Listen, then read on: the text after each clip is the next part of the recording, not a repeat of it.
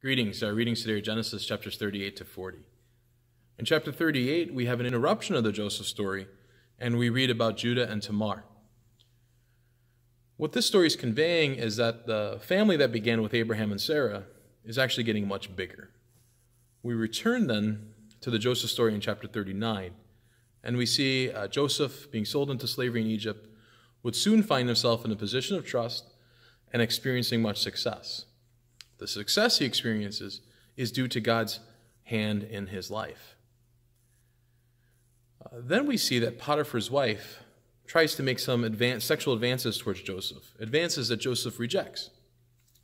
Upon that rejection, he leaves a garment of his behind. She would use that garment to make a false accusation that he was trying to make advances towards her, an accusation that would send him to prison. So in chapter 40, we find Joseph in prison and interpreting the dreams of prisoners. Now there's a cupbearer and a baker.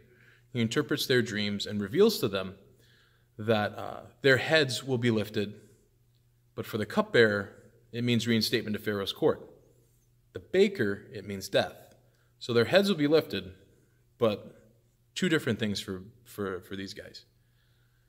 Rolf Jacobson offers us some theological themes to ponder here. The first theological theme is human unfaithfulness that we see in the Joseph story. 1, why is Joseph a slave in Egypt? Well, it's because his brothers were unfaithful. Another point that Jacobson points out, well, why is Joseph in prison? Well, it's because Potiphar's wife was trying to be unfaithful. And then by the end of our reading today in chapter 40, why is Joseph still in prison? Well, we read that the chief cupbearer did not remember Joseph but forgot him. So it's in his forgetting about Joseph that he too was being unfaithful. So human suffering here, or Joseph's suffering, is due to the unfaithfulness of some people in his life. Also leads to a point that Jacobson makes is that there's a biblical witness here that all life includes suffering. And our lives including suffering doesn't just end there. It leads us to another theological theme in the Joseph story that Jacobson points out, and that's God's presence and activity in the midst of suffering. So in Genesis chapter 37, when the Joseph story begins, Jacobson points out that there are signs that God has special plans for Joseph, that he's been given special gifts.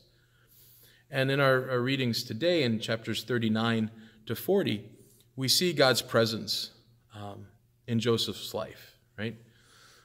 In those times of suffering. So for instance, in chapter 39, verse 2, we read that the Lord was with Joseph in slavery and he became a successful man.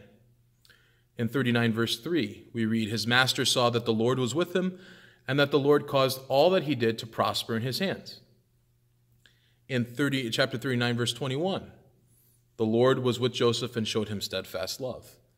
And in chapter 39, verse 23, the chief jailer paid no heed to anything that was in Joseph's care because the Lord was with him, and whatever he did, the Lord made it prosper. So God was with Joseph in those times of suffering as well. So what does the Joseph story convey to us?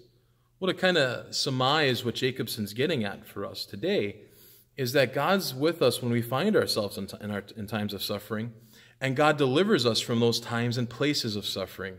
And as we see in Joseph's story, and I hope we can see it in our story as well, God uses us to bless others in the midst of it all. In those times of suffering and times of success, God will use us to bless others because God's always with us. Those are some